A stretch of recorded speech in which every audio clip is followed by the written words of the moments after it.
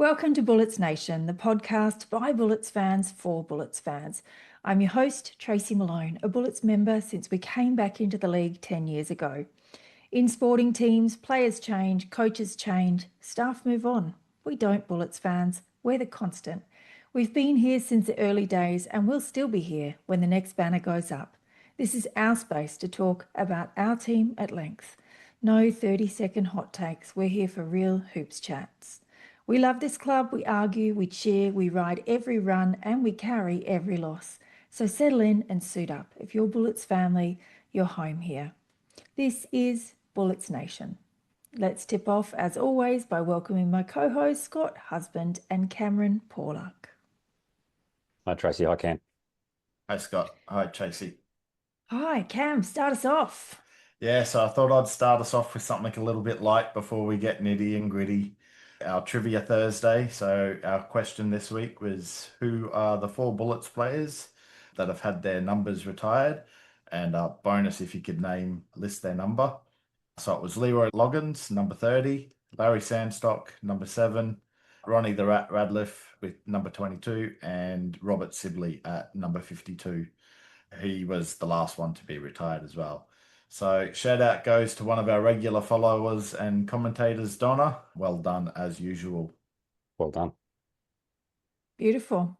So let's start off today. It's been really interesting not only to watch our team, but to watch what the media is doing with our team and what the media is saying about our team, because we know they need content. We need content too. We get it. But is it sensationalism or something else? So Fox Sports came up with the big thing on their YouTube that an emergency meeting's been called, and then it turned into a crisis meeting was had by Brisbane. And so then I watched the podcast, I took the clickbait, I watched what was in it, and it made it seem like it was something terrible, and they said the coach would be gone soon. What it actually turned out was that after the Illawarra game, and I'm assuming because I've been told that Brisbane is in-house and they do not leak to the media. So I'm assuming that some Illawarra guys were probably getting ready to meet up with some Brisbane guys, and the Brisbane guys went, sorry, can't meet up with you. We've got a team meeting. And the Illawarra guys told the Fox Sport guys this, and they've turned it into crisis. I love that they did it. Yep. This is exactly what I want from our leaders and our coaching staff, is to say, if you are going to put on a performance like that, you do not get to go and have dinner with your mates and go and have a few beers and relax. We're going to talk about this because this cannot ever happen again. So I love that this happened. For me, it wasn't a crisis or an emergency. It was leadership, and it was great coaching. We're asking for the coach to step up. We're asking for him to really take this team by the horns, and I think he did it. What do you guys think? Yep, totally agree. Yeah, absolutely. It's managing the team. Yeah, and it's just really simple. I'd be like, no beers, nobody's going out. Everyone, read a book, go to bed, have a think about it, go have a good hard look in the mirror, and let's come back and do this again. And then it came out, and then the next amazing thing came out. Now, they could have done disciplinary action against Adams and told no one. They could have just brought him off the bench. They could have just popped him on the bench. But no, they did the breaking news for Wednesday night, disciplinary action. Adams is going to come off the bench. Stu Lash didn't make a big deal of it, said he's a pro, he'll be fine, he gets it, we're moving on. If they didn't say anything about it, we know what the media would have done. Everyone would have had a go at him and why is he on the bench, etc., etc.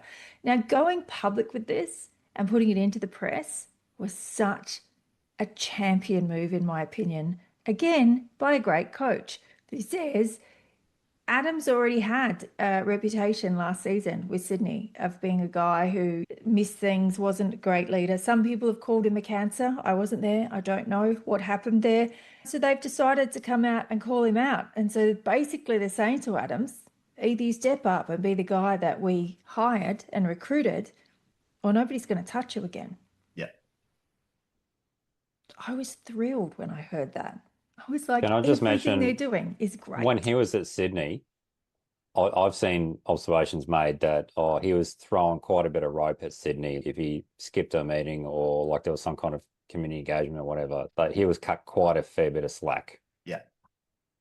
And that maybe what he needs is to not have that. Yes. Well, we Yeah. see what it did. He had a lackluster season last year. Yeah. So that's, again, it's smart leadership and it's great coaching. It's People can definitely suggest leadership this to for Lash, sure. but he's the one doing it. So anyone who is still having a go at the coaches, or the coach, which I'm sure there are many people who are, it's like, I don't know what you're watching. Like, Yeah. I'm just going tick everything they do. I'm like, this is great.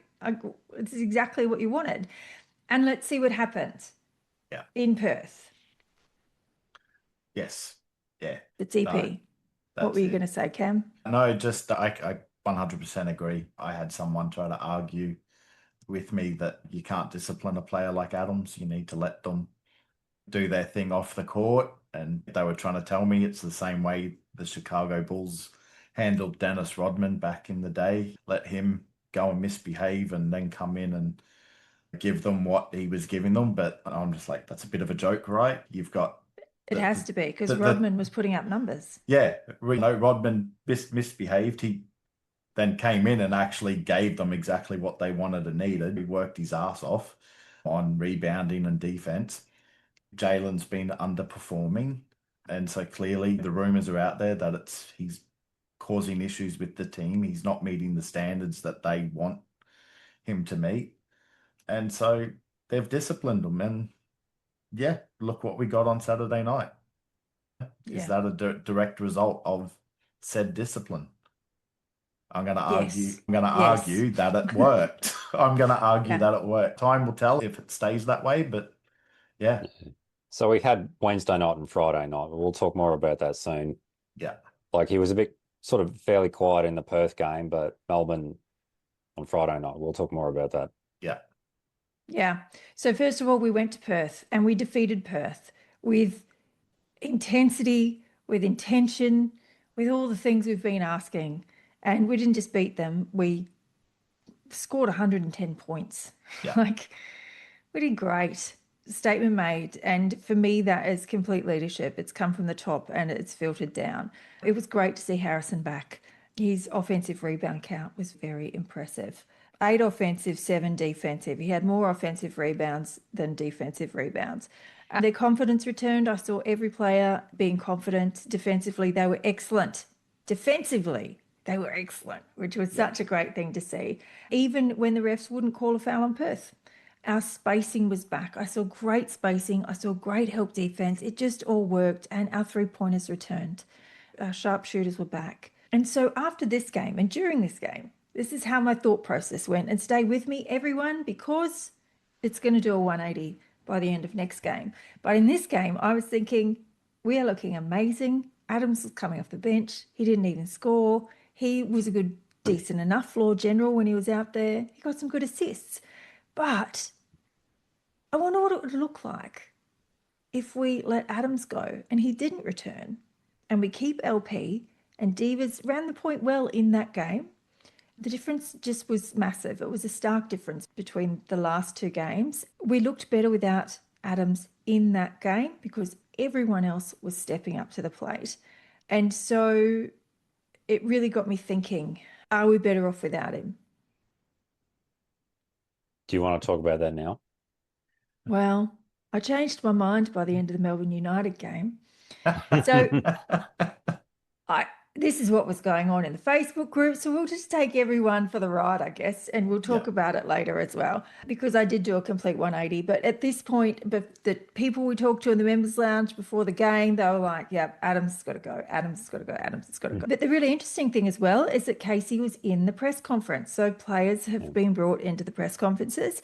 And I watched the replay of the game today because I wanted to check a few things because I was at the home game live for Melbourne United, and the Prathers have put their citizenship papers in as well. Wow. So there is every possibility, if we are very lucky, by the end of this year, we will have Prathers and Pattersons as Aussies. My goodness, doesn't that change things? How good. That would be great. Ooh. So after that game, Perth let go of their import Mason Jones. So the really interesting thing, Cam, what is it with imports? At what point do we not have to pay them as much? Was there something about that? I think it's 7 games. They've got to release them within that first 7 games, and then That's the figure I've heard. Yeah, and then I don't think they have to pay, it's only like a percentage of the contract then, Yeah. is my understanding. Yeah, because my thought process was after that. When I was looking at it, I was like, Jaylen Adams, listen to every podcast we've done. I've been on his team, on his side. It will come, it will come. And Yeah. then I hear words like disciplinary action coming off the bench. And I'm like, that is not No. an import point guard that you want on your team. This is not, I'm not okay with it. I'm really okay with what the team did. I'm not okay with Jaylen Adams when I hear that. And so for me, I was like, do we have the imports that we need and the players that we need to beat Melbourne United? Because every single team is asking themselves that question. That is why Perth got rid of their point guard import. They were like, there's no way this guy, he's great, nothing wrong with him, doesn't match the team. And with him, we cannot beat a team like Melbourne United. We need change. So that's what I keep looking at. And that's what I keep thinking. Yeah. I'm still, even after Saturday night, and we'll get to more on Jaylen, I'm still on the fence about him and whether we keep him or not. Yeah. Yeah. And obviously we've still got that one spot to fill and waiting to see who they bring in with that. Maybe that person will work with Jaylen so they don't have to worry about it as much. So yeah, so at the moment we're probably, and we saw we're still behind the eight ball with United, but I think every other team is as well though.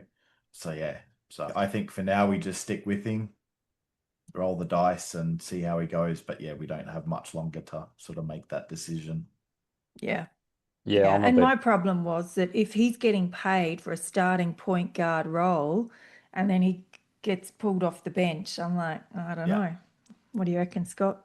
a little bit conflicted. Yeah, if you're looking at those last two games, like he had 1 point and like 6 assists in the Perth game, but then 29 points and 5 assists, I think. 3 rebounds and 5 assists. Yeah.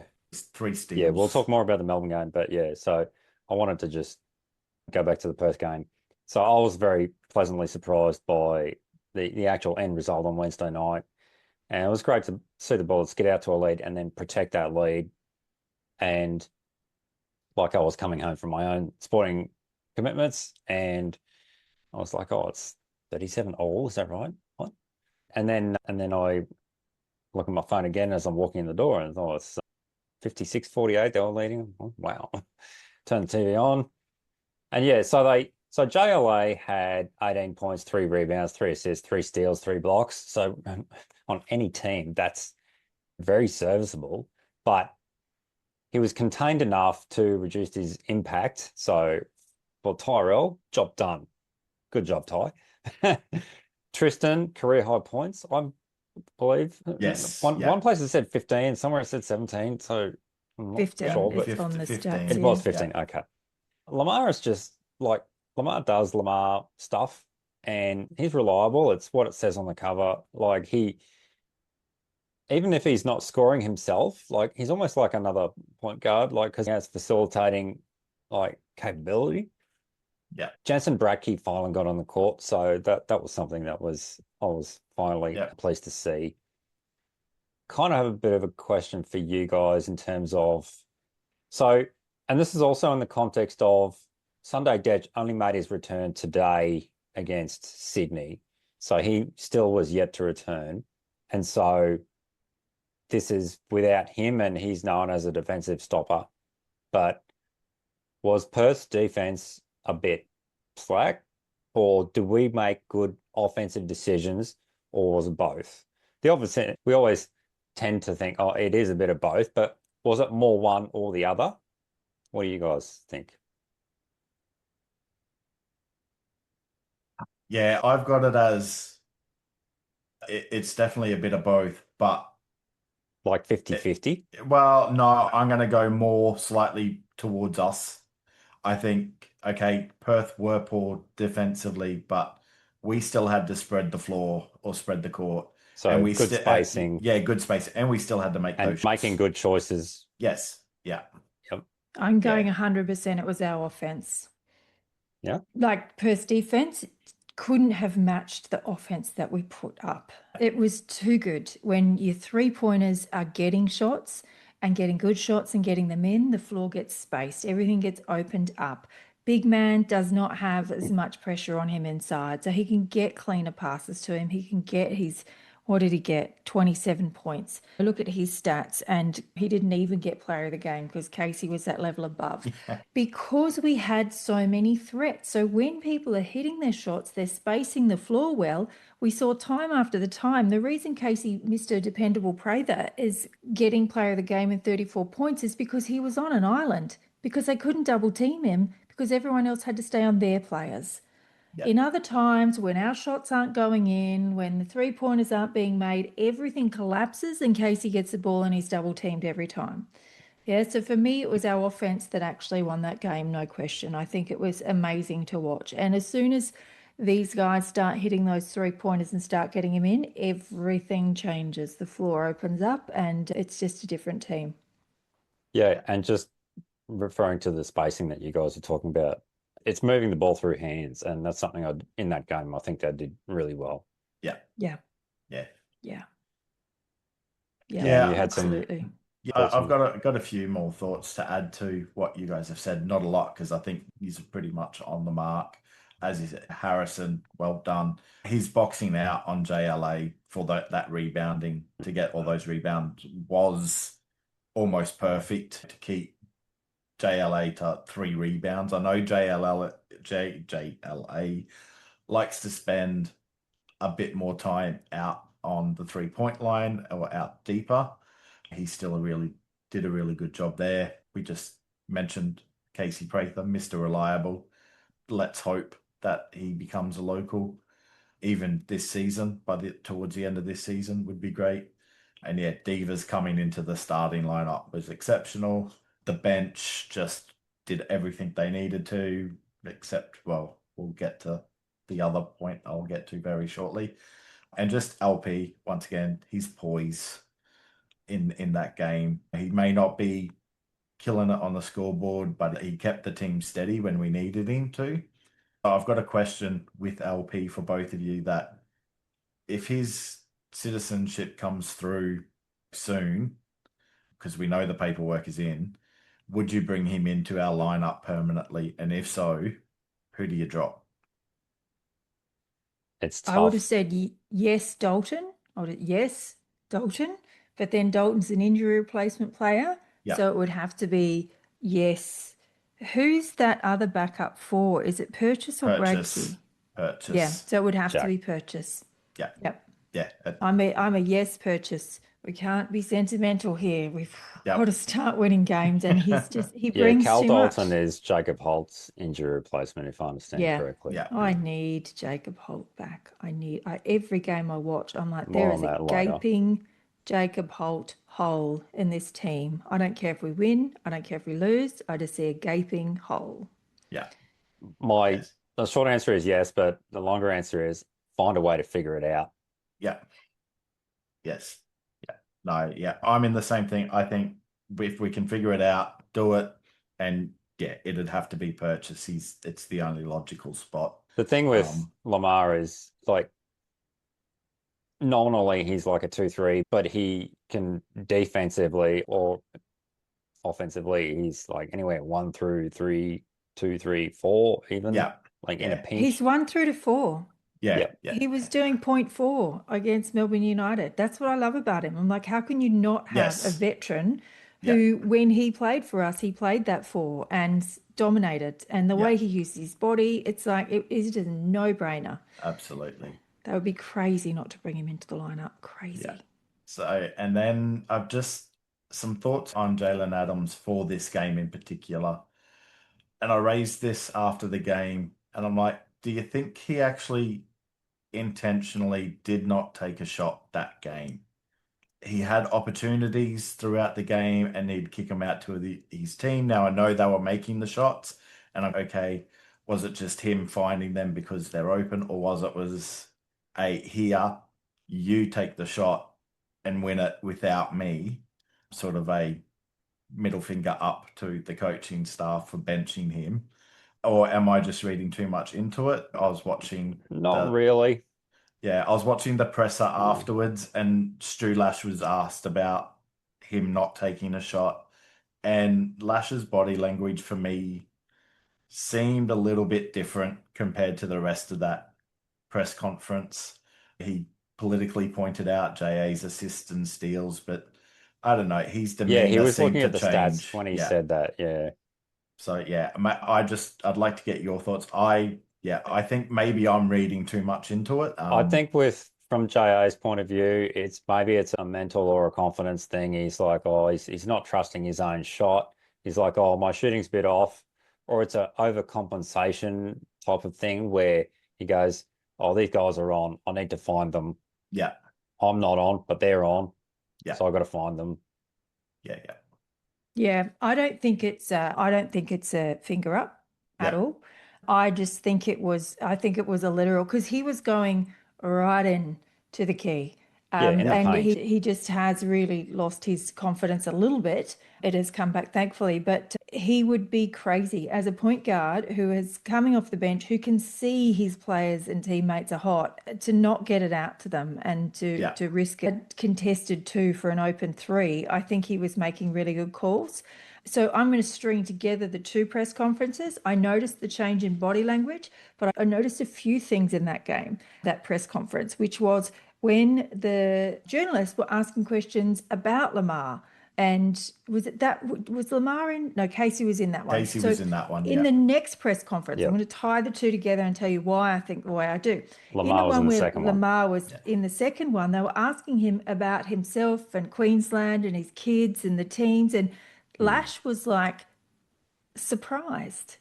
I could see on his face, he's like, I did not know any of this about you. I need to look into it. So I could see that. And that's the same look that I saw the week before when they said Jaylen Adams didn't score a shot. He was seriously shocked. Yeah. And then in the next press conference, Melbourne United, when they said something about Adams, he said, I told him before the game what it was we needed from him. So the way I read all of that is, first one, he was shocked. He didn't take a shooter thing. He was like, what? What's going on? Why would he not have shot something? And he would have said to him before the next game, please don't forget who you are. We need you to score. Get out there, be aggressive, and do what you need to do to make this win. So that's how I see it. I don't think it was a middle finger up at all. Yeah. I think it was a lack of confidence. He's going, I'm disciplined reaction. What do you want from me? What I don't quite understand. Until what you've had to from think me. about how you're supposed to be playing, I'm going to bring you off the bench type of strategy. And also, like, I may have been Peter Hooley in the commentary in one of those last couple of games. It was like, oh, he's clearly looking to pass and not shoot. Like he should be like using that floater that he's good at taking. And so but it hasn't been going in. Yeah. And then on Friday night it started going in. Yeah. But we'll get to that. And that's where it changed. So I think we're up to that now. We had Melbourne versus Brisbane, and they defeated us 95-86. How'd you see this one, Scott? Yeah, so as has been the case in a couple of other games, we give the other team too much of a head start in that first quarter. It's kind of like we got too much behind the eight ball. Tyson Walker, 8 steals. Like it's kind of a stat that jumps off the page, but it's only just one indicator of the standard of United's defense and the challenge that anyone playing them has of scoring against them. But yeah, like they have like just such depth that they just have no difficulty covering bases. And so, yeah, Jaylen Adams had a fairly quiet first half, but then he grabbed the bull by the horns in the second, and he nearly hit pay dirt, like 29 points and 3 rebounds, 5 assists. The challenge for Stu Lash moving forward is how to harness that and bottle it and say, okay, that United game, I need you to do that tonight or whatever game, etc. Tristan and Tane, they still contributed, but not as much as in the Perth game. And so to me also that's an indicator of the standard of the opponent being Melbourne United than anything else. I'm keen to hear your thoughts, the two of you, of the difference in like what the stats look like for those younger guys. Dalton and Jensen Brackie and DNPs, not really a surprise. Maybe it's matchups, maybe it's I'm just going to use the shorter rotation, etc. So, but Tristan and Tane Murray, did you guys have thoughts on that? They really, in the Perth game, you could see it in the box score, but they still contributed in the United game, but not quite as much. Yeah, I think Divas did a great job in Perth, and he is a high level development player coming in and filling a role. He is not a number one point guard Yeah. against a team like Melbourne United. He just isn't there yet. He will get there. We're very blessed to have him. There's nothing against him. I don't have a negative word to say about him. He's just not there He's yet. a good kid. Yeah, he's amazing, and we're so lucky to have him. I mean, Melbourne developed him, and we now have him, and he is an Aussie young point guard, and they are like hen's teeth. So the fact that we have him, I'm so excited. I want them to keep developing him. Nothing but good words to say about him. I will say something about Walker. I watched all of the press conferences this afternoon because I had some time. Walker, when was asked, what is it that you look to, how do you look to influence the game? What is your stamp that you want to put on it? And he said steals. That's all I think about. It's my biggest goal is steals. So when you look at he had 8 steals, it's like he met his own goal, which is that. How does he want to most impact the game? Because it's like steals is easy points. That gets us ahead. It gets us that. So that's what his mark he wants to put on the game.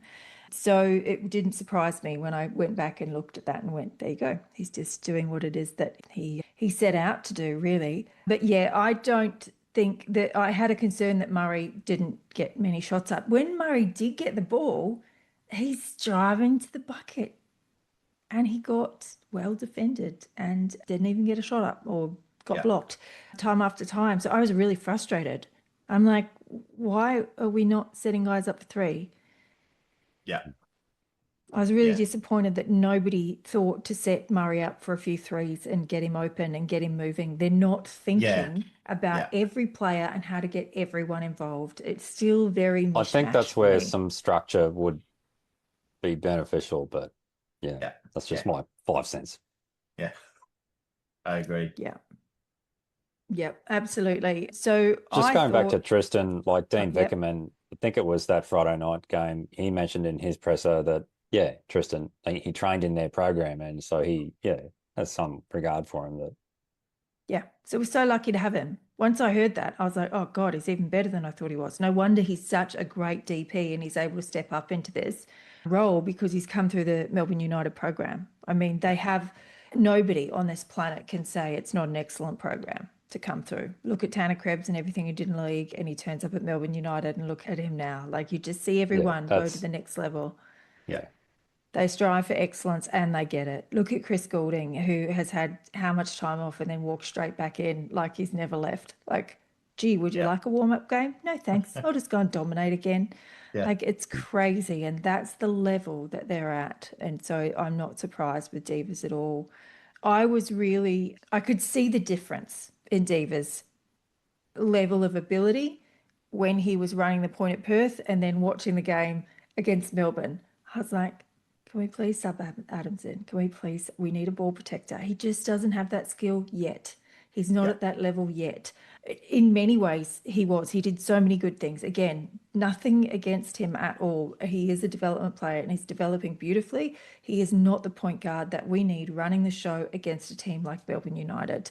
So I question that Adams coming off the bench for that one. I actually would have flipped that coin pretty quickly and got him out there. I think it might have made a difference. Our shots in that first quarter, there were not many bad shots. We were missing layups. We were missing free throws. We were missing everything. So good looks, though.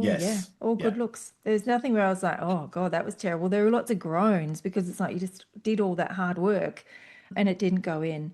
So the things I really noticed in that game were that we have a problem with Adams and Harrison. We've got to get the dimes working better. Adams is looking for Harrison. They're trying to work really well together. They haven't figured out their passing yet. Adams hasn't quite figured out that you have to be clean and clear and high with passes into Harrison, because anything too low and he just can't get down to them. There are a few at his feet. Don't 100%. bounce passes. They're a little bit dodgy. There's a lot of things that aren't great. And so Harrison's turnovers for that game were very high. And I think that's why, because the dimes that were going into him just weren't at the level that he's at. And so I really look forward to that getting tidied up. And I was really happy when Adams was subbed into the game. I watched the floor come into composure. I think we were just a bit mishmash and everything was running. We were just like throwing around the 3-point line, and then somebody'd throw it up, and then there was no rebounders in there, and there's all kinds of things happening. And Adams came out, and I was like, oh, we've got a floor general now. Like somebody who can protect the ball, who is confident, who is calm, and who can wait and watch what's going to happen and read the play. So I just really noticed Adams' brilliance in that first half. Even though we were down by 20, I was still like, I'm actually glad he's out there running the point. It was in the fourth quarter that he finally took over. I watched the replay going, was it like at the end of the second half, end of the first half? No. Third quarter? No. It really was a fourth quarter push where he actually took over, and we needed it. We've been calling for it. I've been calling for it since day one. It's like, don't forget who you are. And it seems like something ignited in him and he was able to do it. I did not like Tyrell Harrison's spacing. I didn't like he spent no time down in the block. I was like, dude, what are you doing? Where are you? 3-pointers would go up and there's 4 or 5 players standing out on the 3-point line. I'm like, I don't even know what's going on. I don't know what this is about.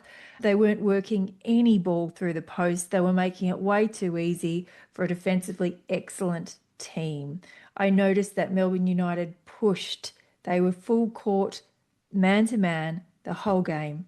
And Brisbane, even at one stage, Vandy's going, come on, get up. And they're just looking at him going, no, we're gassed, man. Yeah. And I will say, Casey Prather played 32 and a half minutes in that Perth game. He was gassed. He was so gassed. He was just like jogging like a man walking.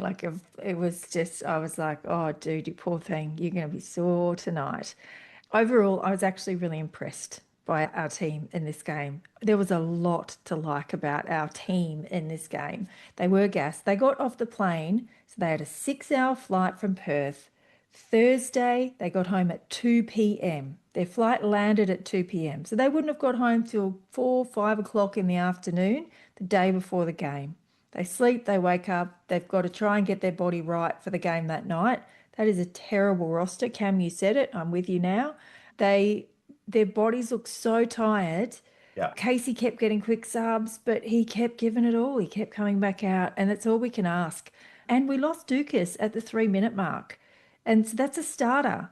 He's not just a bench player that comes in for a few minutes. He's a 14 to 16 point a game starting 5 player, and we lost him in 3 minutes. So the whole team had to scramble and everything had to change again. So for so much change and so much exhaustion, there's a lot I liked. And they fought. God, did they fight.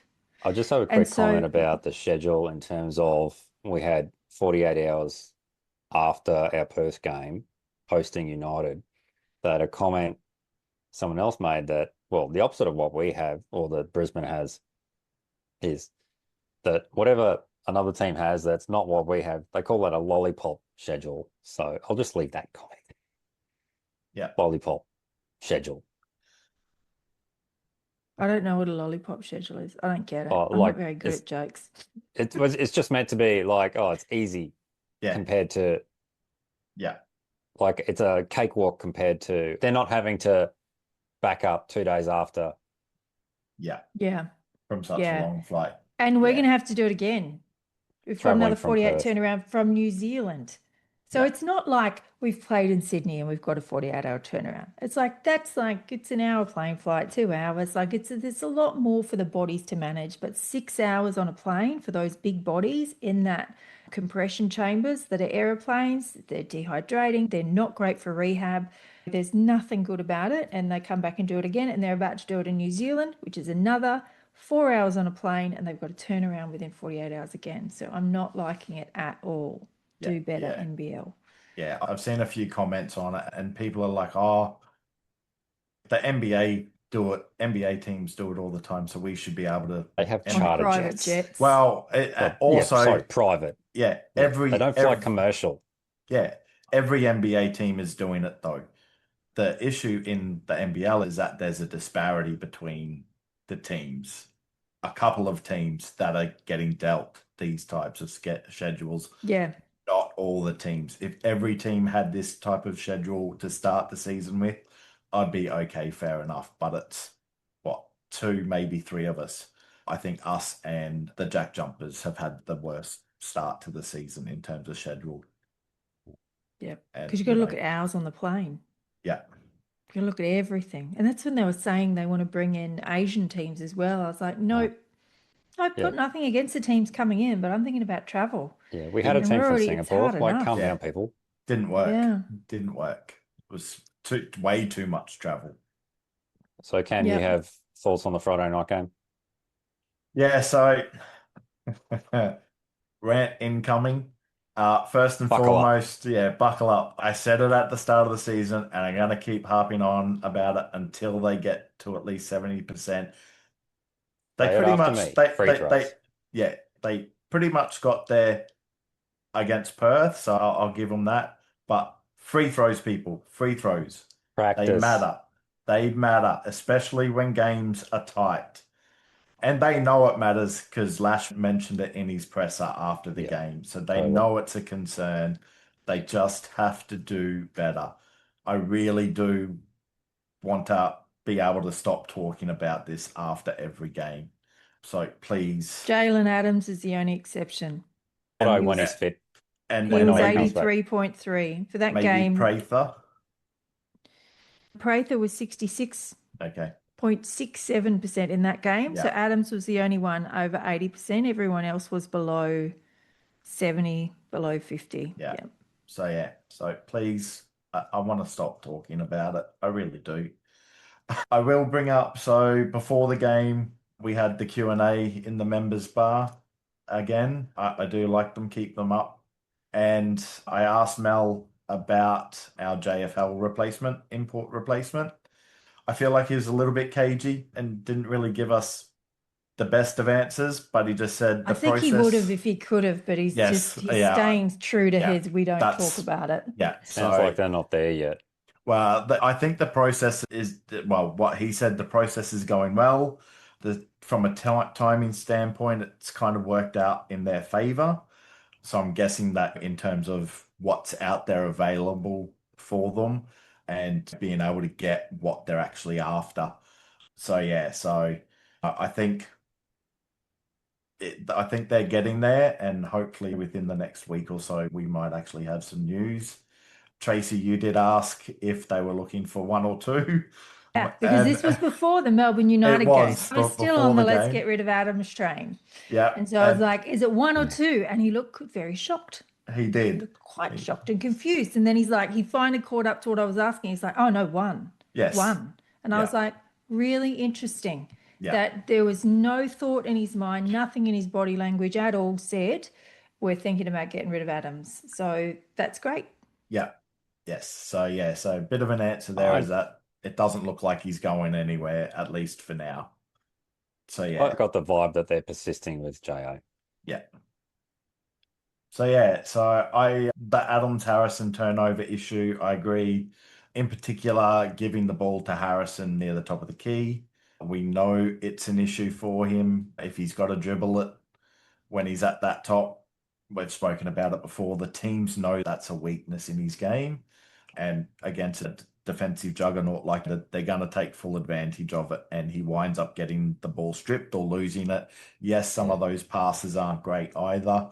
But even when they got to him reasonably well, that's an issue for him having to dribble it in. So there needs to be some sort of work there for that. Defensively, that first quarter, we were poor, probably because our offense was being so stifled. United's defense was just swarming and unrelenting in that first quarter. It's almost like they could smell blood in the water, and it's suffocating. Yeah, and but that was part of that was the scout. Yeah. The scout is they're down men. They just got back from Perth. We got back to Brisbane before they did. We're going to put so much pressure. They put enormous pressure. He said it in the press conference. We put enormous pressure on the first 6 seconds of the shot clock. So first six, we were going hard. Yeah. And then we back it just a tiny bit. So that's a good scout. Yeah. So they did exceptional there. And that then I think forced us with some defensive issues. And like as you said, Tracy, there were shots where at the bucket that in and out, coming up short. I think there was a Towie Smith-Milner 3-point shot. I can't remember when it was.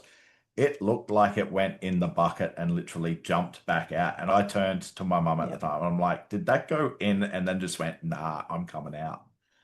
So yeah, Not tonight. yeah. Yeah, no. Yeah, nah. And yeah, I agree. Everyone looked absolutely gassed. You could see Prather just bending over every time there was a break. He was just so the fact that he just keeps pushing every game. So he played 33 minutes in that game. So he played 32 minutes on Wednesday and 33 minutes. Just a beast. And then a couple little final things to round this out for me is whose decision was it to let Divas bring that ball up in that crunch moment without any real help? Like Adams was on the floor. I know. But he was left out on an island. Like there was no one coming up behind Walker to be that block so that Divas could then get around him and buy him and so forth. There was none of that. He was left out on an island all by himself against, as you just pointed out, someone who loves to steal. Yeah. That was disorganized. Yeah, it just everyone was asleep by then, I think. They'd given everything in their push to get back and their brains they had a brain fart moment. It was my tank running dry. Yeah, it was a bit of a frustration moment. And then of course Mr. Milton Doyle, because I'm just like, no, we're doing good. We're going to keep them under 90. We still might lose, but we're going to keep them under 90. I consider that actually a defensive win because we did pick our defense up in that second half.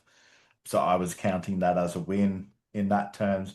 And then Milton Doyle just did what he does against teams in crunch moments and put the game to rest, basically. And so, yeah, the only last thing I've got on the game is once again, Jaylen Adams.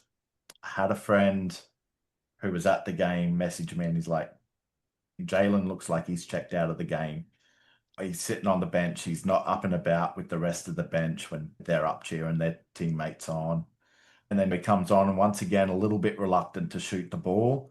There was one in particular where the shot was there for him and he kicked it out and it really wasn't a good kick out. And I was yelling at him. I'm like, shoot the damn ball. But then, and he had that free throw from the technical foul against United, and it looked horrible. It looked like he looked frustrated with that shot. And then come halftime, he comes out like a man possessed. Obviously, that was more fourth quarter. He still looked a lot better in that third quarter. And I'm like, okay, so what do you think changed? Did he get a good old rev up by the coaching staff at that halftime break going, you need to do what we want. Like we need you to start producing. We need you to start scoring. Or is his back actually giving him some grief? We know he's had a back issue from last season that really hampered him. And we've seen that he's wearing a back brace after the games at the moment. And it wasn't like he went in at that halftime, went, I need something for it. I can't. It's affecting my shot. And they give him a shot and no more pain go away. And he comes out and gives us what he gives us in that second half. Good question. I don't know. Yep. So if I'm thinking player safety, player longevity, I'm a no for a shot in the back. It can cause more harm than good if they can't feel the pain. I could be wrong. I could be wrong. But the fact that they erred on the side of caution with Ducas's tightness in his ankle tells me that, and the amount of injuries we've had, it could go either way.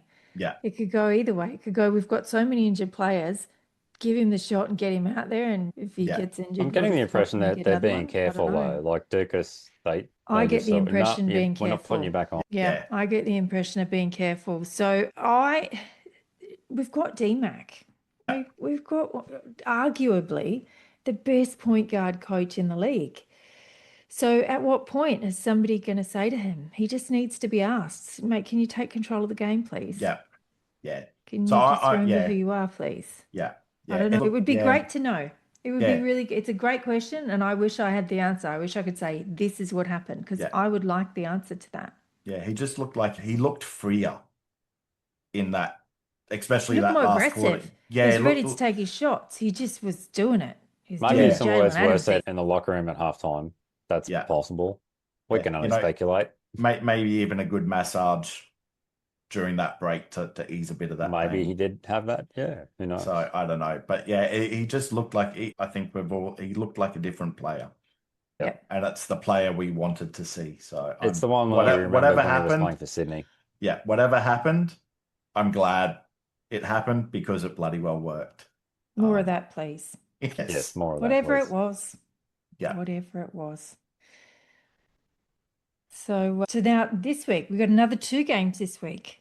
So we've got New Zealand in New Zealand, 4:30 p.m. Thursday, Brisbane time, and then SEM Phoenix at home, 4:30 p.m. Saturday. We've got some early games. Woo. I'm backing us in for both of these. I see no reason not to back us in for both of these games. Depending on Dukas, like if he's not there, it will be trickier. But if Dukas isn't there, then they'll be preparing to play without Dukas, and it won't be the shock horror he's meant to be in, and now he's gone, and who's going to fill this role, and now we're all a bit over the place. So I just think that we will be ready and we'll be steady. I think it will be a lot harder to beat New Zealand in New Zealand because New Zealand's getting a lot better as their season's going on, but they've had a few wins now, so's SEM. I love playing teams who are on a good old winning streak because it means they see the bullets and they go, oh, this will be an easy one. Just on She'll be right, Dukas, mate. I think in that presser after the Melbourne game, Stu Lash was asked about Dukas, and I'm pretty sure he said, yeah, he's fine, but we just thought it was best to not risk it after the 2 minutes or And whatever he that he also was on. said we won't know till we get scans. We don't know what's wrong with us with it. Okay, He had so tightness yeah, on it's still Wednesday. He's possible got that tightness today. He's not feeling good in it. We're not pushing it. We're not risking it, but we Yeah. have to wait for scans, is what he said. so Yeah. it's So still they a don't cautious know. approach. Absolutely. Yeah. Absolutely. So if it's tightness and there's no tear, it will be some good soft tissue work and get it moving again to get him out on it. But it's too dodgy. The only good thing was that the ice was on the ankle. The ice wasn't sitting back on the Achilles. So Yeah, if it was Achilles tightness, I'd be very scared. Yeah. Ankle, Okay. I'm a lot less scared with ankle. Yes. Yeah. Yeah, so the thing we've got going for us at the moment, we've got this short turnaround, which is not going well for us, but we're on the road and then at home. So that works better in our favour because crowd can carry. And hopefully crowd will turn up this time. We didn't have as many. What was our... And flying back from New Zealand is not as far as flying back from Perth. Yeah, for 4 hours compared to 6. So we had 4,899. So we were at Nissan Arena numbers. Yeah. On Friday night, which is a bit disappointing. Brisbane, come on, let's get out there. So we're coming up against teams. They've both had a few wins. We match up well against them. Most teams are inconsistent in this league at the moment. Teams are losing by 30, winning by 30. These 2 teams are doing these things. And so I'm backing us in because why not? We have this time and space to truly find our identity and our consistency, which is what I'm really looking for. I'm looking for that. The biggest question I've asked myself this week is how do you find consistency? I went and watched all the press conferences to try and figure it out. I'm like, are they saying anything about consistency? How do they get their teams to be that consistent? What is it that brings that? So I'm backing us in for both of them. I think we've got them. Yeah. Definitely a good chance in both, I think. We just can't be complacent, and New Zealand Do you are think a we better will? team than... I think we will. You say we can. Will we? Cautiously Come on. optimistic. We're a better Get team off the than fence. Splinters in your bum. Come on. New Zealand are a better team than when we played them, but we've also figured things out ourselves, and I'm hoping that will be something that results in a W. Yeah. Yeah, I'm up in the air. It comes down to that consistency. If we bring that consistency to both of these games, we will win them. If we show up like we did in Perth, show up like we did in the second half against United, we're going to win. That I don't think there's a doubt with that. It just depends, are we going to Jekyll and Hyde it? Yeah, I hope not. Yeah, and as you said, every team's been inconsistent. Southeast Melbourne got smacked the other night, and then last night, I think it was last night, Illawarra, they smacked the 40 Hawks. points. Yeah, so and usually we've come up against the teams that have just been smacked. That's So right. we're I'm coming up liking what I'm seeing this week. That's yeah. why I'm Yeah, backing so Sid. I'm like, they haven't been just belted. They're not Yeah. on any, like, we're all right. They've Yes. had The a few Phoenix wins Hawks under their game, belts. I was like, I'm going for the Phoenix tonight because I don't want them to be coming off a loss when Yeah. they play Yeah. us. That's Yeah. right. And So John Brown, I'm a little bit scared of him because he could like seek out a like sniff out defensive. a steal like Yeah. nobody's business. That's Yeah. probably the one thing I'm concerned about more than anything. And they Yeah. have a new import, Wes Awundu, who's yet to make his debut. He just sat on the play bench last Okay. night. Yeah, I'm kind of It's like a 6'6" wing. yes. Yeah, also I think very defensive minded. They probably need him to score a bit more as well. I think that's been one of their issues is they need a bit more of a scoring punch on top of that. But yeah, I think that there's what's his name, John Brown. That Yep. their input, yeah. He could Power he could do what Walker did to us and walk out with 8 points, 8 steals. Yeah, he had 6 in a recent game. Yeah. Um, So so yeah, that's the sort of task we have is to protect the ball. yes. Yeah. If we can do that, then and defend the 3-point line, force them to go inside, because I think that's where Tyrell has an advantage in this game. So Yeah, I think Jordan Hunter would match up well against.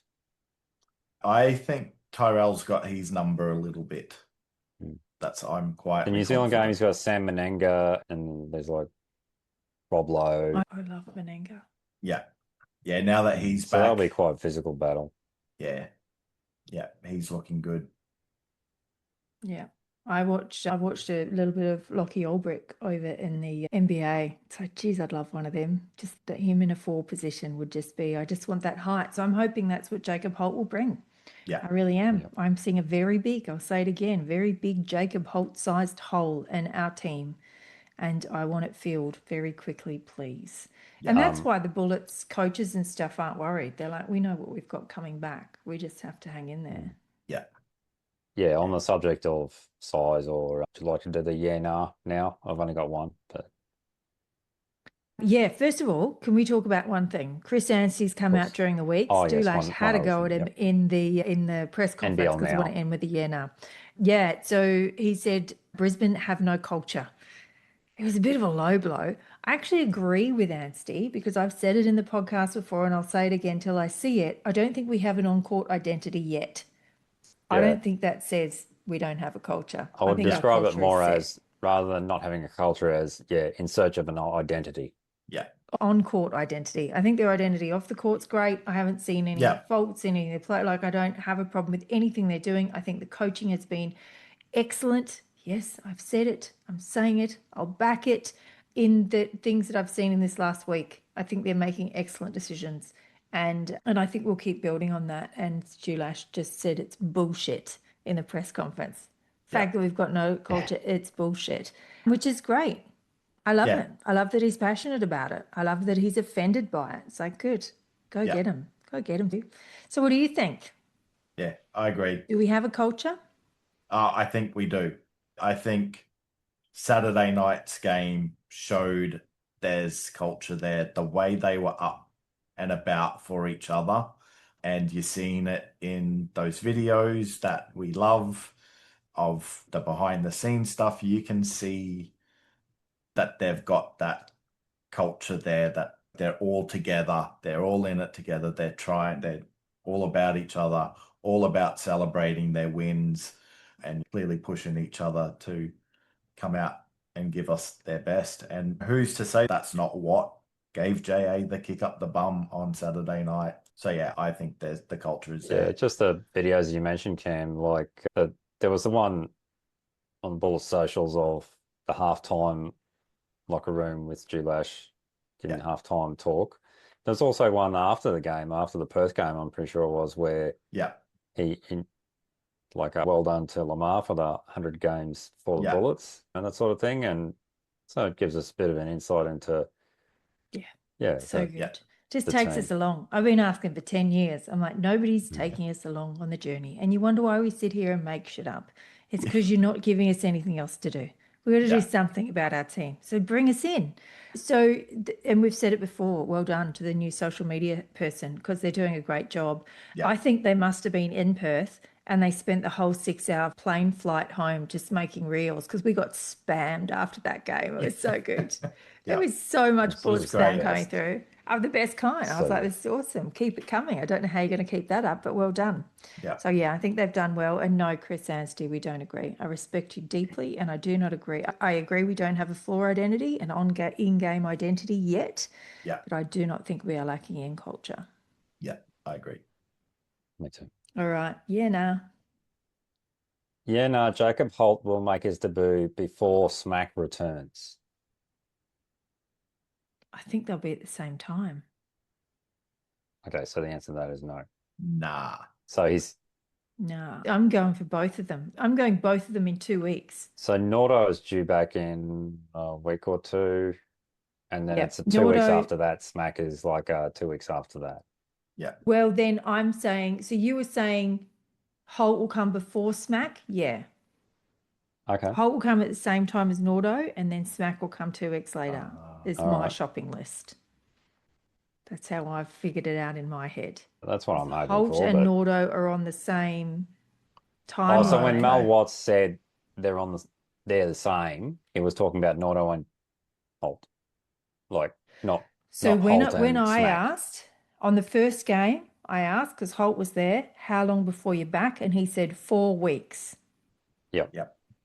So that So was 4 weeks from our first home game.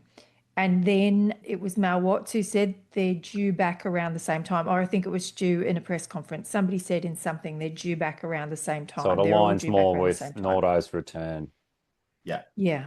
you Yeah. reckon? Okay. I'll change that to yeah. We'll see him before. Okay. I'm a little bit more pumped about some upcoming changes in that regard then. Yeah.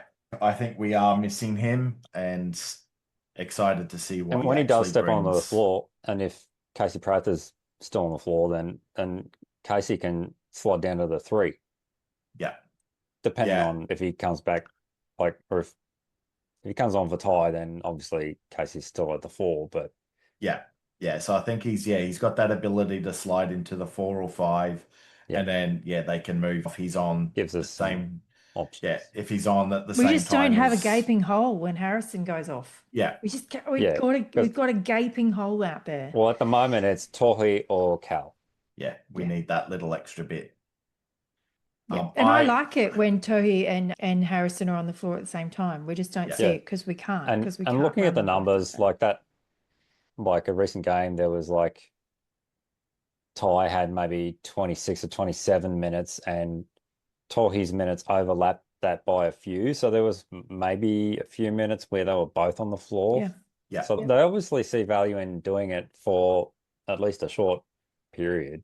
Yeah. And that's when Prather has to come off. So Yeah. But I don't think again defensively Prather's a 4 in this league. I think offensively both him and Lamar can play a 4 in this league, but I don't think defensively they can play a 4 and we can have good enough coverage.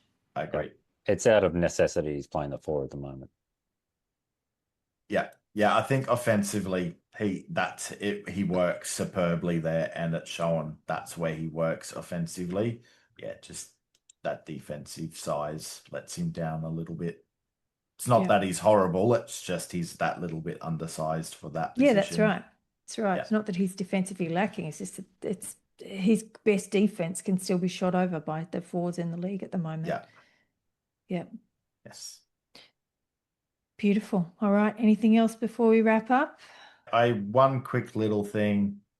Shout out to Ariana Prather for her hosting abilities on Ignite, on the Ignite Cup this week or on Wednesday, and just her hosting abilities, that her courtside stuff that she does throughout the The home rounds, games the home games, and or when yeah. she goes to Cairns. Yeah, and her little interviews with Prather, absolutely love them. Just keep up the good work. Ariana, so if I remember the first time she came into the NBL, it was a game against Cairns, and I was not facing the TV. It was on because we were not playing, and I was making something in the kitchen. My back was to the TV, and I heard this question. I was like, "Who is that? That is the best question I've ever heard." I turned around and Ariana Prather, and I got on Instagram and I messaged her and I went, "You are the best thing that happened to this league. Do not leave. They are great questions. I don't know where you've come from. I'm so glad you're in Brisbane. You're amazing. Please Yeah. stay." You can't message her anymore, but she finally got the message and she was like, "Thank you."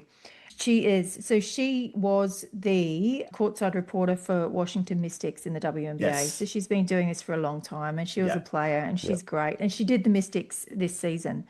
So she's fantastic. So I'm a massive supporter of Ariana Prather. I think she just asks good questions and she deserves the praise. She's probably, for me, the forefront runner for their media on like game day media person. So, she is the queen of the NBL. Yeah. So they can find a way to use her more. Yeah, do it. Yeah, but they're doing great things. So yeah, they're going to keep doing that because Felix has gone on a morning show or something. Yes. So yeah, it'll be great to see her do more. But more of the Prathers, the king and queen of Brisbane, I call them. Yeah. Let's make them Aussie citizens Duke and just Duchess of settle them Queensland. in. Yeah, of the Bullets. Let's do it. All right. Anything else before we go? Oh, are we asking anyone to step up? No one Who are we specific. asking more of this week? Just Jaylen Adams. Just do what you did in the second half of the Melbourne game. Just more of that, please. That's probably what I'm comes to Jaylen mind Adams for me. too. Yeah, I'm that's like, 3. I just want you to step up now. Yeah. So three in for Jaylen Adams, all hands in. We need you. Now we've seen it. So we know you can do it. You're not like Xavier Cooks at the free throw line. You're not shitting yourself. You can do it. We've seen it now. And so it must continue. So that's who I'm asking you to stand up to. We need a floor general. And until Nordo comes back and Smack comes back, but it doesn't matter. Even when Nordo and Smack are back, he's the number one. He is the import point guard of our team, and I want him to take the team under his wing. I think that's part of the issue is that Casey and Jaylen have both had to play extra minutes since Nordo and Smack got injured. Yeah. And that for the next few games until Nordo and Smack come back, it's more, no, you can't have a rest yet. It's going to be more of that. Casey said that in Perth. Somebody said to him, "Hools, maybe you're Mr. Consistency. It's not flash. You just get it done." He's like, "I need to get things done because I've got a lot of minutes to play. We've got a lot of games and I've just got to get things done. I don't need to be flashy. That's extra energy. Like, why would I bother doing that?" So he's very aware of it, of what his team needs for him, and he's stepping up. So that's where I really look forward to other players coming back so that his body can get the longevity it needs out of the season and we can get him, hopefully, into finals if we get there at the pointy end. Fingers crossed. Let's hope. Beautiful. All right, there it is. Thanks for joining us on this episode of Bullets Nation. We'll see you next time.